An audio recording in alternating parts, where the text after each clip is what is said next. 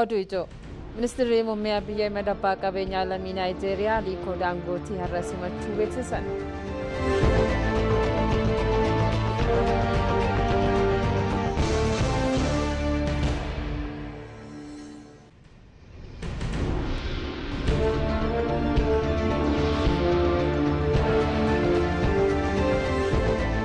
Shirri badii diinonni seenaas ta'e ergamtoonni Itoophiyaa fi uummata ishee irratti hawwan milkaa'u jedhan Itaamaajoor Shumiin waliigala humna waraanaa Fiild Maarshaal Biraanuu Juulaa.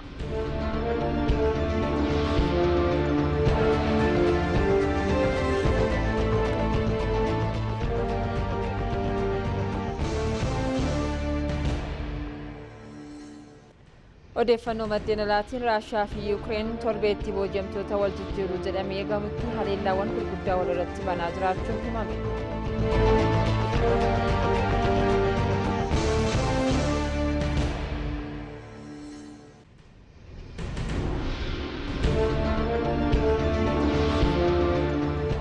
Harka funee kabajamtoota daawwattoota keenya ETV Afaan Oromoorraa galgala sa'aatii tokkoof qindeeffannee isin biraan geenya oduu waliin Heraan Silashiitii hanga xumuraatti nu waliin tura.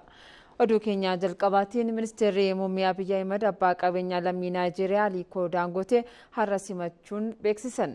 Ministeerri muummichaa ergaa karaa miidiyaa hawaasummaa isaanii dabarsaniin dameewwan investimentii murteessoo fedhii Itoophiyaa guutuu dandeessisan irratti Aliko Dangote waliin mari'anneerra jedhan. Tumsi keenya cimee akka itti fufuuf hawwii guddaan qabas jedhaniiru.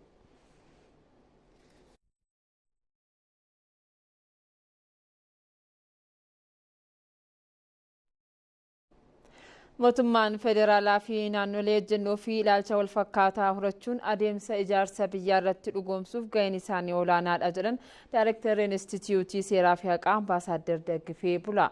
Manni maree Federeeshinii walitti dhufeenyi mootummootaa ijaarsa biyyaaf bu'aa inni qabuu fi ga'ee manneen maree irratti miseensota mana maree bakka bu'oota uummataa waliin mari'ateera Tafarii Gammee. Marii kanarratti walitti dhufeenyi mootummoota naannolee fi mootummaa federaalaa akkasumas mootummoota naannolee fi naannolee waliin qaban cimuun ijaarsa biyyaatiif ga'ee olaanaa qabaa jedhame. Manneen marii lamaan dhimmoota waloo ijaarsa biyyaaf tumsan irratti shoora isaanii baachuu fi dhaabbilee mootummaa cimaa ta'e hundeessuuf aangoo waan qabaniif jalqabbiin mootummoota walitti dhiyeessuuf yaalame gaariidha jedhan Daayirektarri Inistituutii Seeraa fi Haqaa Ambaasaadder Daggifee Bulaan. Egaan manni marii bakka bu'ootaa labsii baasa wanta ta'eef caffeen Oromiyaas labsii baasa wanta ta'eef jarri kun yeroo yerootti wal arguun baay'ee murteessaadha. Haa ta'u malee labsiiwwan hagammaatti ba'anii jiran kun hagam hojiirra oolaniiti jiru kan jedhu immoo manni maree bakka bu'ootaa keessattuu koreen dhaabbii hordoffii adda addaa gochuutu irra jiraata.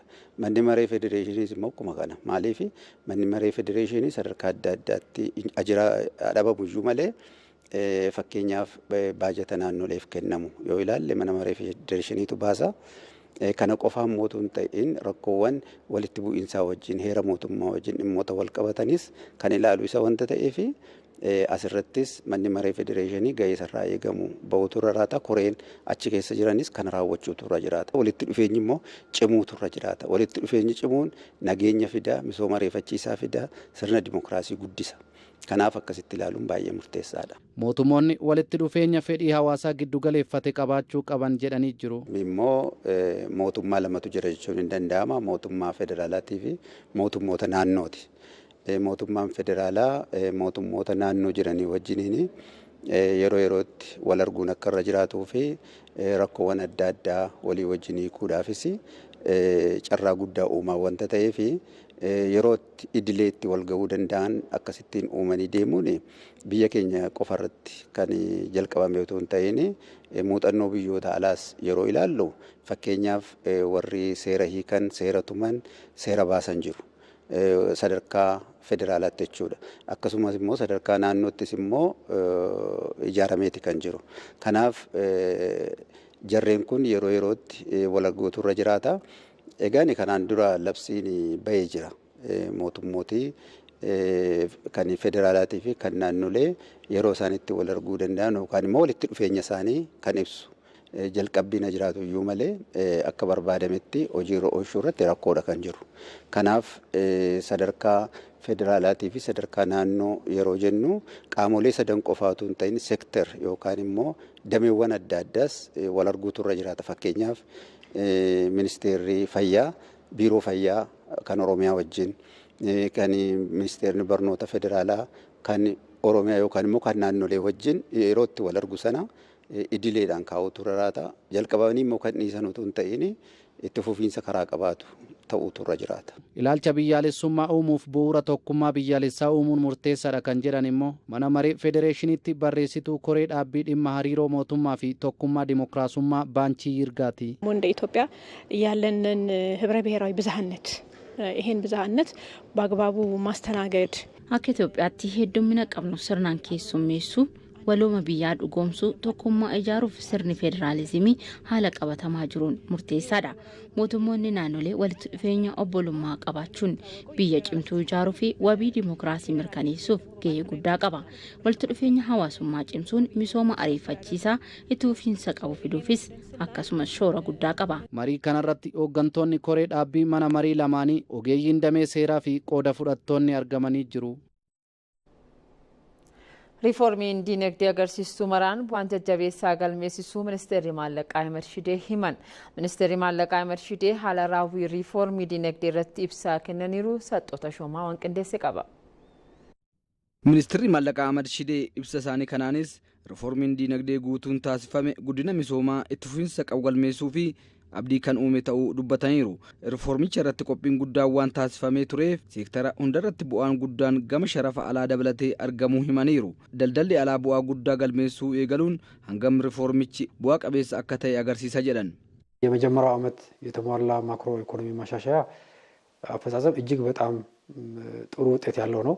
Riiformii diinagdee taasifame kan bara jalqabaa bu'aa jajjabeessan kan itti argamedha. Riiformiin taasifame seena qabeessadha. Sharafni alaa gabaan murtaa'uun imaammanni mallaqaa fi imaammata to'annoo haaraan hojiirra oolchuun hojiiwwan investimentii jajjabeessaa gochuun dhaabbileen misoomaa mootummaa bu'aa qabeessa ta'uun kan bu'aan guddaan irratti galmaa'edha. Daldalli sharafa alaa tasgabbaa'ee itti fufeera. Sharafni alaa argamus haalan guddateera. Alergiin keenya kan yeroo kamuu caalaa dabaleera. Kunis hojii riiformiin argamedha. Bara baajetichaatti biyyattiin guddina waliigalaa harka 8.4 ni galmeessitti jedhamee kan eegamu ta'uu himanii riiformiin diinagdee kanaaf shoora olaanaa bahachuu ibsaniiru. Kallattii biroo riiformiin diinagdee taasifame galiin akka guddatu taasisuu fi ቃላይን ሳይርሱስ ሲማን ከኢኮኖሚ እድገት አንፃር የዘንድሮ እድገት ከባለፈው ዓመት በተሻለ ሁኔታ የሚበልጥ ውጤት እንጠብቃለን ማለት ነው። ጉዲና ዲነግዴ በረከና ከንበረ ደርቤ ጫላ ኒ ኤግና ዮ xiqqaate harka 8.4 ni guddata jedhamee eegama. Sana caalus danda'a. Haala waliigalaan yoo ilaalle diinagdeen haalan guddachuu isaati. Galiin guddaan kan itti galmaa'edha. Qaala'insi gatii hir'ateera. Yeroo ammaa kana gara harka 13tti gadi bu'eera. Dhaabbileen misooma mootummaa hundi kanneen akka Itiyoo Teleekoom, daandii qilleensa Itoophiyaa, baankiin daldalaa fi kanneen biroo guddina jajjabeessaa galmeessuu himan. Haalli investimentii biyyattii qoonni guddina biyyattii keessatti baatu dabalaa dhufuu himaniiru. Riiformiin diinagdee taasifame investimentii hawwachuu irratti gahee guddaa taphachaa jira jedhan. በሁሉም የመንግስት የልማት ድርጅቶች ማለት ይቻላል የኢትዮጵያ አየር መንገድ dhaabbilee misooma mootummaa hunda daandii qilleensaa Itoophiyaa, Itiyoo Teleekoom, baankii daldalaa fi kanneen biroo raawwiin isaanii guddaadha. Dhaabbanni investimentii Itiyoophiyaan dhaabbilee kanneen haalan deeggarsa jajjabeessaa jira. Investimentii hawwachuunis bu'aa jabeessaa galmeessira. Riiformii taasifame gidduu galeeffachuun investoroonni hedduun Itoophiyaatti investi gochaa jiru. Mootummaan baajata guddaa deeggarsaaf dabaluu himanii kun ammoo sharafni alaa gabaan murtaa'uun dhiibbaan uumamuu danda'u akka irratti taasiseera jedhan. መንግስት ታሪካዊ የሆነ የበጀት ድጎማ ነው ያደረገው። mootummaan bajata guddaa seena qabeessa deeggarsaaf taasiseera. Boba'aa irratti deeggarsa guddaatu taasifame. Xaa'oo irrattis akkasuma zayitaa mindaa dabaluu fi kanneen biroo irratti deeggarsi guddaan taasifameera. Fuuldurattis hojiirra oolmaa riiformichaa bifa guutuu ta'een akka raawwatamuu fi hanqinaa fi cimina jiru adda baasuun xiyyeeffannaan ni hojjetama jedhan. Akkaataa waliigaltee nageenya Pretooriyaatiin hidhattoota hatattamaan hidhannoo eegsisuun hawaasatti akka makaman gochuun akka barbaachisu Itoophiyaatti ambaasaaddar Ameerikaa Ervin Masingaa ibsan. Mootummaan federaalaa waliigaltichaan booda waraana ture dhaabsisuun tasgabbii naannicha keessatti argameef qooda isaa bahachuu ambaasaaddarichi dinqisiifataniiru. Kana malees waliigaltichaan booda mootummaan federaalaa dhaabbileen tajaajila hedduun naannichatti hatattamaan hojii akka eegalan taasisuu fi bu'uuraaleen misoomaa deebi'anii ijaaramuu isaanii uummanni bu'aa waliigaltee nageenyaa akka argatu taasiseera jedhan. Haa ta'u malee ammas waliigalticha guutummaan hojiirra oolchuu irratti hojiilee hedduun akka hafan dubbataniiru. Naannoo Tigraayitti nageenya waaraa buusuuf waliigaltee Pretooriyaa guutummaan hojiirra oolchuun akka barbaachisu ambaasaaddarichi ibsaniiru. Pireezidantii yeroo naannoo Tigraay duraanii Geetaachoo Raddaa ibsa dhiyeenyaa kennaniin hojiirra oolmaa waliigaltee nageenya Pretooriyaatiin buqqaatota deebisuu fi hidhattoota deebisanii dhaabuun kan gufate rakkoo keessoo keenyaatiin jechuu isaanii ni yaadatama. Tajaajila oduu Itoophiyaatu gabaase.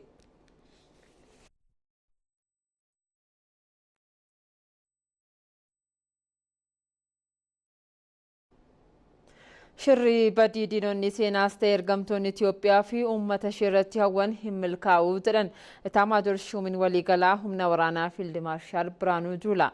Ajajni leenjitoota duulaa addaa Komaandoo bu'uura marsaa afuraffaa giddugala leenjii Bilaatteetti leenji'aa turan eebbifamaniiru.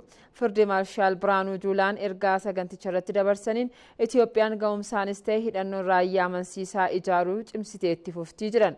Birmadummaa fi tokkummaan Itoophiyaa gootota ijoollee isheen eegame har'a ga'uu yaadachiisaniiru. Har'arratti diinonni raayyaa ittisa Itoophiyaa dura dhaabbatu hin jirus jedhan. አሁን በኢትዮጵያ ከሰራዊታችን ፊት ቆሞ ተራራ ይዞ የሚዋጋ ቅጥረኛ የለም። Amma Itoophiyaa keessa humni gaara qabateen waraanu hin jiru. Hattuu mandara keessaati. Isaan ammoo fuulletti as bahanii hin lolanii. Sababa isaaniitti uummanni akka hin miidhamneef of eeggannoo taasisuufiidha hanga ammaatti kan turreef. Hattuu tokko barbaaddee yoo qabde hattuu biraatu dhufa. Isaan kanneen malee har'a diinni raayyaa ittisaa keenya dura dhaabbatee lolu biyya keessaa miti alaayyuu hin jiru. Nuti biyya keenyaaf ni wareegamna. Nuti ijoollee gootaati. Kanaaf fuulletti dhufnaan ni injifanna. Seenaa keenya kana warra seenaa keenya hin beekneen seenaa keenya dubbisaa jennaani. Qaamoleen gaaffii mirgaa fakkeessuun uummata burjaajessuun jeequmsa uuman irraa biyya keenya eeguun wareegama keenyaan biyya keenya dhalootanii dhaalchisnas jedhan Fiild Maarshaal Biraanuu Juulaa. የከሌ ህዝብ እንደዚህ ሆነ፣ የከሌ ህዝብ ተበደለ፣ የከሌ ህዝብ ህልውና ገባ፣ አደጋ ገባ፣ ይሄ ካሞፍላጅ ነው። Sabni abaluu miidhame abaluu akkas ta'e jechuun uummata burjaajessuun haqa fakkeessu, gaafii mirgaa fakkeessu. Icitiin isaa gaafa qotamu garuu diina seenaatu duuba jira. Fedhii dhuunfaa fi maallaqatu duuba jira. Nuti Itoophiyaa fuunee dhalootaaf dabarsuudha. Isinis dhaloota ittaanuuf dabarsaa. Eebbifamtoonni ergama biyyaalessaa itti kenname naamusa olaanaan akka baatanis hubachiisaniiru. Magaalaa Finfinnee magaalaa wanti hundi seerrii fi dambiin itti kabajamuuf qaamoleen nageenyaa murteessoo ta'u kantiibaan bulchiinsa magaalaa Finfinnee Adaanech Abeebee himan. Bulchiinsi magaalaa Finfinnee qaamolee nageenyaa ji'oota 6 leenjisaa ture eebbisiiseera. Saxxoota Shomaa. Sirna eebbaa kanarratti kan argaman kantiibaan bulchiinsa magaalaa Finfinnee Adaanech Abeebee magaalattiin guddina gama maraa galmeessaa jiraachuu himanii hojii gama maraan hojjetamu kanaaf seerri fi dambiin magaalattii akka kabajamu taasisuu keessatti gaheen qaamolee nageenyaa eebbifamanii guddaa ta'uu himaniiru. Qaamoleen nageenyaa kanneen teekinooloojiin akka deeggaramaniif xiyyeeffannoo hojjetaa jiraachuus himaniiru. ሕግና ደንብ የተከበረባት ሁሉ ነገር በስርዓት የሚመራባት ተመራጭ ከተማ ትሆን ዘንድ magaalaa seerriif dambiin itti kabajamedha. Wanti hunduu seeraan kan itti hoogganamuuf magaalaa filatamtuu akka taatuuf raayyaa poolisii ta'e qaamolee dambii kabachiisan jijjiiramaan booda xiyyeeffannaa itti kennuun irratti hojjechaa jirra. Qaamolee kanneen humna namaa, loojistiksii, naamusaan, teeknooloojiin akka jabaatan gochaa jirra. Hojii kanaanis bu'aan argameera. Hojiiwwan magaalattii keessatti hojjetaman fiixa akka bahaniif qaamolee aangoon kennameef keessaa qaamoleen nageenyaa isaan tokkodha. Qaamolee har'a eebbifamtan waan qabatamaa leenjitanii fi beekumsa argattan kana bakka tokkotti fiduun hawaasa keessan akka tajaajiltan isiniin jenna.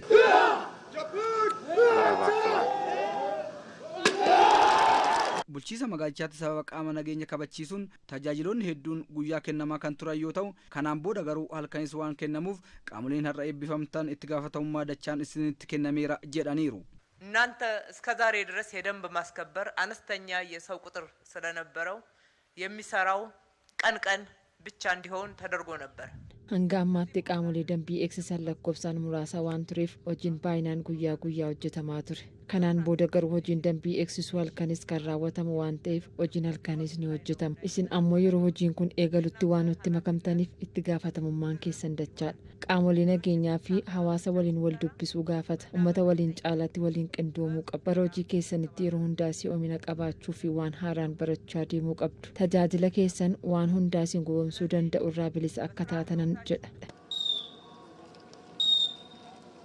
Hooggantuun biiroo bulchiisa fi nageenyaa magaalaa Finfinnee Liidiyaa Girmaa eebba qaamolee nageenyaa kana adda kan taasisu hooggantoota fi jiraattonni waliin ta'uu fi yeroo magaalaa Finfinnee misooma koriidarii miidhagduu taatetti ta'uu himaniiru. erga qaamoleen nageenyaa bifa haaraan gurmeessuun hojiitti galamee hojii seeraan alaa hedduun to'atamuu himaniiru. በአዲስ አበባ ከተማ አስተዳደር የደንብ ማስከበር ባለስልጣን የስድስተኛ ዙር ሰልጣኝ ኦፊሰሮች ምረቃ magaalaa Finfinneetti abbaan taayitaa kabachiisa dambii leenjitootaa marsaa 6ffaa kan adda isa taasisu yeroo hooggansi magaalichaa fi jiraattonni waliin qindoomanii fi yeroo magaalattiin koriidaraan miidhagdeetti ta'uu isaati. guddinaa fi sochii magaalattii kan madaalu qaamolee dambii kabachiisan ni barbaachisa. erga caaseffamni dambii kabachiisuu hundaa'es hojii seeraan alaa kan akka kontirobaandii, ijaarsa seeraan alaa, misooma qarqara laggeenii akka sirnaan hojjetamuu fi eegamu taasisaa jira. qaamoleen dambii kabachiisan hojiiwwan garaagaraa sirnaa fi itti gaafatamummaa baachaa jiru. qaamoleen har'a eebbifaman hojii gaarii eegalame kana itti fufsiisu.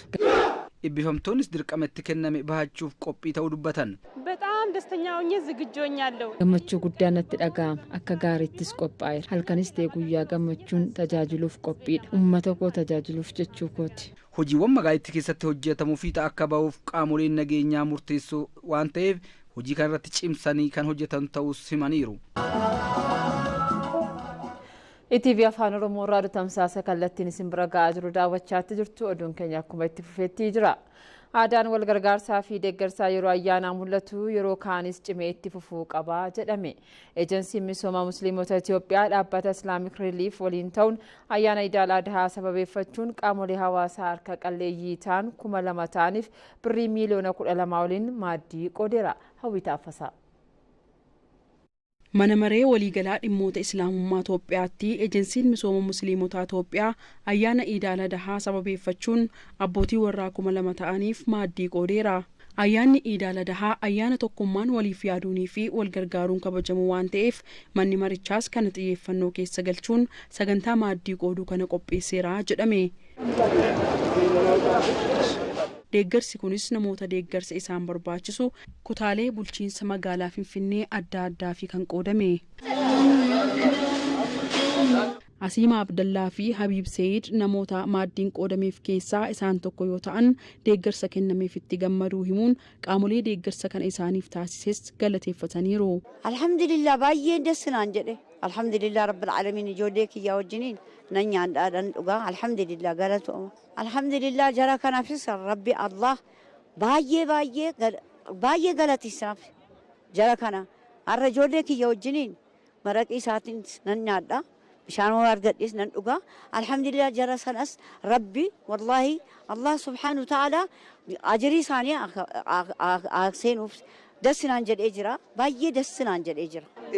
maatii onkootii wajjin jara kana rabbiin isa masagganaa jara majlisaatti isa masagganaa gammachuu guddaa dhaga'ama. namni kun hundinuu kan eegasii foon kiiloon birrii 1,000 wayitee kan jedhe kan hin arganne hadha kunoo kana argatee fudhatee galuunsaa waan guddaadhaan jedhe natti dhaga'ama. eejensii misooma musliimotaa Itoophiyaatti hoogganaa damee sagantaa kan ta'an Adam Raaboo ayyaana Iidal Adhaa sababeeffachuun qaamolee hawaasaa harka qalleeyyii ta'an 2,000 ta'aniif birrii miiliyoona 12 waliin deeggarsa taasifameef ta'uu ibsan.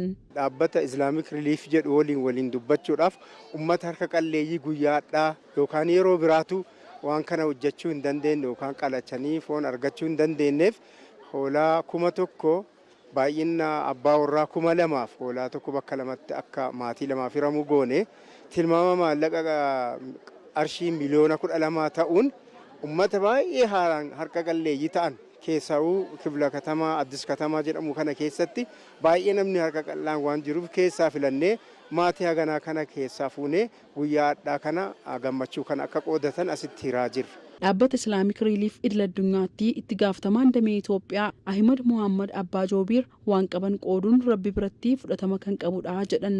Arafaatti nam tokko hoolaa tokko qala bakka sadiitti qooda tokko ofiif mana ofiitiif maatii ofiitiif godha.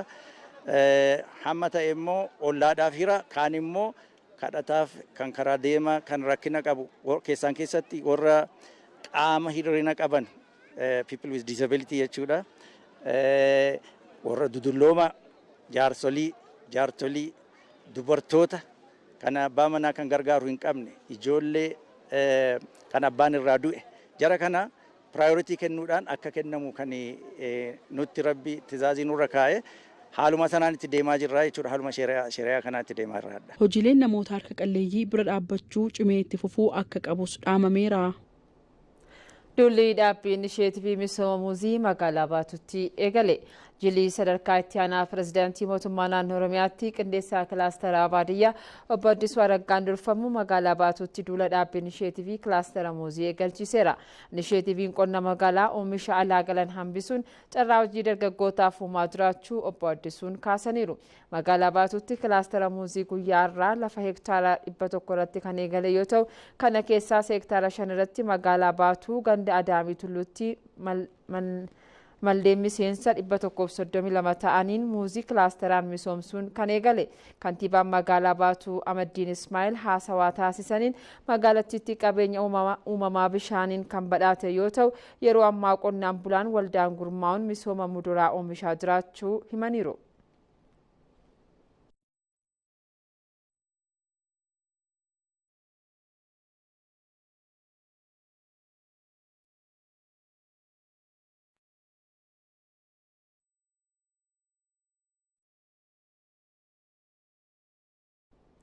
Bara kana biqiltuu gosa adda addaa biiliyoona 5.5 dhaabuuf karoorfamee hojjetamaa jiraachuu waajjirri pirezidantii mootummaa naannoo Oromiyaa ibse. Hojii misooma sululaa eegumsa biyyeef bishaanii guddina itti fufiinsa qabu fiduuf sochii eegalameen jijjiiramni gaariin dhufaa jiraachuu waajjirichi beeksiseera. Mootummaan jijjiirama mancaatii qabeenya uumamaa hambisuu fi galmoota qonnaa irratti qabate milkeessuuf akkasumas dinagdee magariisaa qormaata jijjiirama qilleensaa dandamatu dhugoomsuuf rakkoolee gama kunuunsaa fi eegumsa naannawaa jiran furuun dhimma ijoo ta'uu hubatee socho'uu irratti argama. Sagantaa kanaanis biiroota jijjiiramaa irraa eegalee biqiltuuwwan faayidaa dandameessa qaban biliyoonaan dhaabuun galma qabame milkeessaa jiraachuu fi baranas dhaabbii biqiltuu ashaaraa magariisaaf qophiin taasifamaa jira jedhame. Oromiyaatti bara kana biqiltuu gosa adda addaa biliyoona 5.5 dhaabuuf kan karoorfame yoo ta'u hanga ammaatti biqiloonni gosa garaagaraa biliyoona 5.2 qophaa'e keessaa harki 11 biqiloota nyaataaf oolanidha. Gara fuulduraattis biqiloota dhaabbatan keessaa harki caaluu gara muduraatti jijjiiramuun uwwisaa bosonaa dabaluu irra darbee hawaasni keenya misooma muduraa irraa bal'inaan akka fayyadamuuf xiyyeeffannoo addaan kan hojjetamu ta'uu ibsameera. Odeeffannoon kun kan argame waajjira pirezidantii mootummaa naannoo Oromiyaa irraati.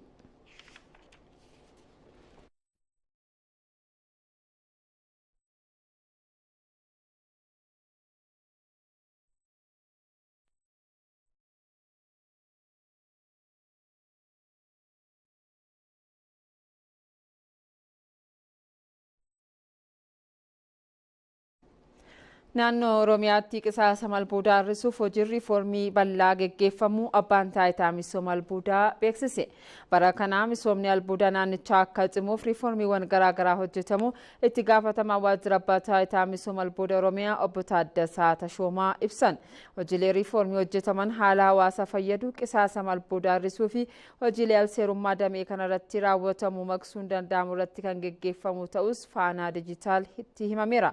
Naannichatti waldaaleen enterpiraayizii dabalatee abbootiin qabeenyaa 2,800 ta'an damee kanarratti bobba'aa jiraachuu himameera. Abbootiin qabeenyaa kunneen albuudota industirii, ijaarsa, miidhagina, sibiilaa fi enerjii irratti hirmaataa jirus jedhameera. Damee albuudaa carraa hojii uumuu keessatti gahee olaanaa qabaachuu kan kaasan obbo Taaddasaan baatiiwwan 10 darbanitti namoota 100,000 ta'aniif carraan hojii uumameera.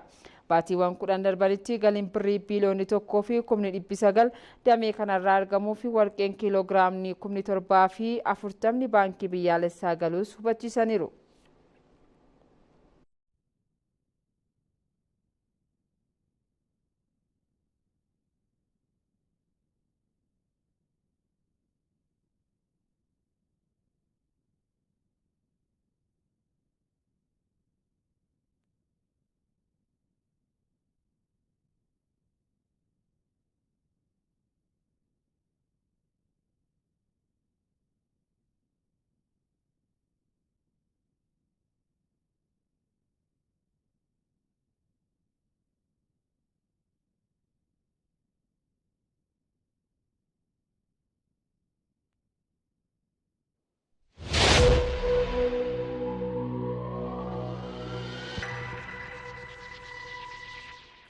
filattanii waan nu daawwattaniif galatoomachaa gara odeeffannoo maddeen alaarraa arganneettan darba.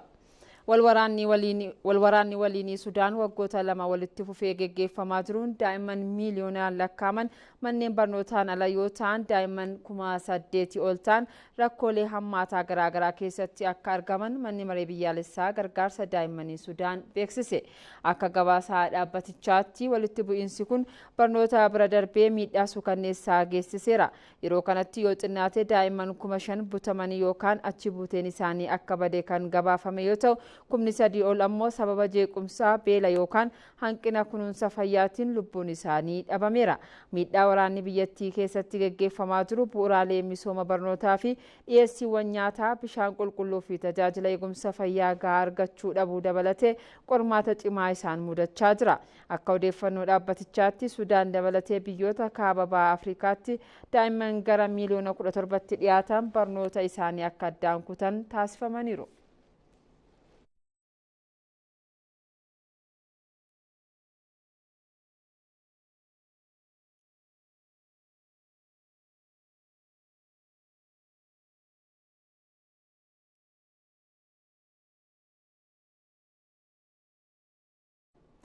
Raashiyaa fi Yuukireen torbeetti boojamtoota wal jijjiiru jedhamee eegamutti haleellaawwan gurguddaa walirratti banaa jiraachuun himame. Raashiyaan magaalaa guddoo lammaffaa Yuukireen kan taate Kiyev irratti haleellaa diroonii raawwachuun lubbuu namoota 3 galaafachuu fi namoota 22 madeessuu isheeti kan ibsame. Aangoonni Yuukireen Raashiyaan haleellaa misaayilaa fi diroonii 215tiin biyyattii haleeluu mirkaneessaniiru. Guyyaa wal jijjiirraa hidhamtootaa osoo hin eegamin Yuukireentu dheeresse jechuun Raashiyaan himachaa jirti. Yuukireenis gama isheetiin guyyicha torbeetti aanutti butuu ifoomsuu ishii BBCtu gabaase.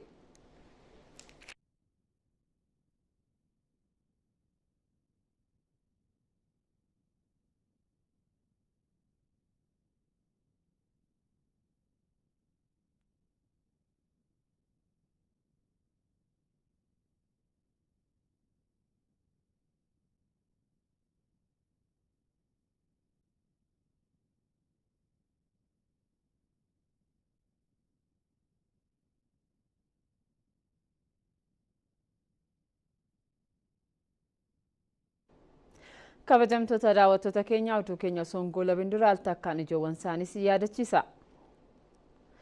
Ministeerri muummee Abiy Ahmed abbaa qabeenyaa lammii Naayijeeriyaa Aliko Dangote simachuu beeksisan.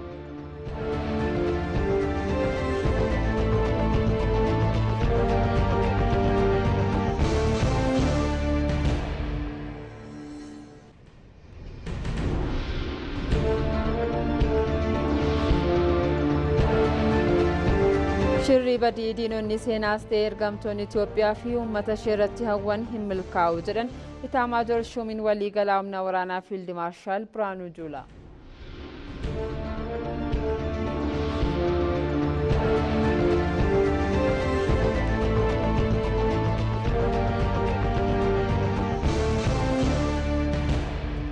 Odeeffannoo maddeen alaatiin Raashiyaa fi Yuukireen torbeetti boojamtoota wal jijjiiru jedhamee eegamutti haleellaawwan gurguddaa walirratti banaa jiraachuun himame.